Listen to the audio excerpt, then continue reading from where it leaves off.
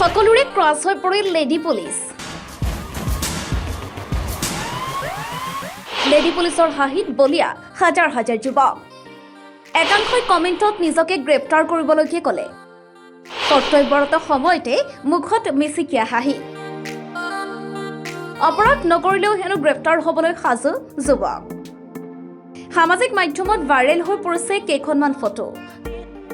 ফটোকেইখনত এগৰাকী lady police.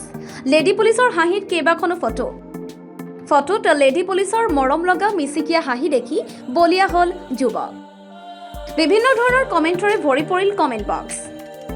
কমেণ্টত একাংশ যুৱকৰ মন্তব্য, ইমান মৰম লগা লেডি পুলিচ হ'লে আমি সদায় গ্ৰেপ্তাৰ হ'বলৈ সাজু, সদায় অপৰাধ কৰিম। কিছু সংখ্যকেতো কৈয়ে পেলালে, মই আমুক অপৰাধ কৰিছোঁ, মোক গ্ৰেপ্তাৰ কৰক। লগতে এজনৰ মতে এনে মৰম লগা লেডি পুলিচ হ'লে চোৰেও বোলে চুৰ কৰি নপলায়, নিজেই ধৰা দিব। ফটো আপলোড দিয়াৰ লগে লগে আৰক্ষী যুৱতীক প্ৰশংসা কৰি ভৰাই পেলালে কমেণ্ট বক্স। মৰম লগা লেডি পুলিচগৰাকীৰ চাৱনিত হৃদয় হাত পৰিল হাজাৰ হাজাৰ যুৱকৰ। এক প্ৰকাৰে ৰাষ্ট্ৰীয় ক্ৰাছ হৈ পৰিল ধুনীয়া যুৱতী আৰক্ষীগৰাকী। ফটোখনৰ লগত কেইবাগৰাকীও আৰক্ষী যুৱতী, তাৰেই মাজত তৰা হৈ জিলিকিল এই বিশেষ যুৱতীগৰাকী। এই ফটোকেইখন কলকাতা আৰক্ষীৰ বিশেষ প্ৰশিক্ষণপ্ৰাপ্ত প্ৰমিলা বাহিনীৰ।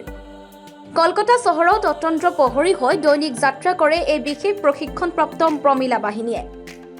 এই মহিলা টহলদাৰী বাহিনীয়ে চহৰৰ ৰাজপথত মহিলাসকলৰ সুৰক্ষা দিয়াৰ বাবে টহল দিয়ে। দায়বদ্ধতা সুচাৰুৰূপে পালন কৰি এনেদৰেই কৰি আহিছে ডিউটি। তেওঁলোক সকলোৰে গৌৰৱ। সকলো মহিলাক উৎসাহিত কৰিবৰ বাবে ফেচবুকত তেওঁলোকৰ কেইখনমান ফটো আপলোড দিলে কলকাতা আৰক্ষীয়ে। Entertainment desk, current trend Assam.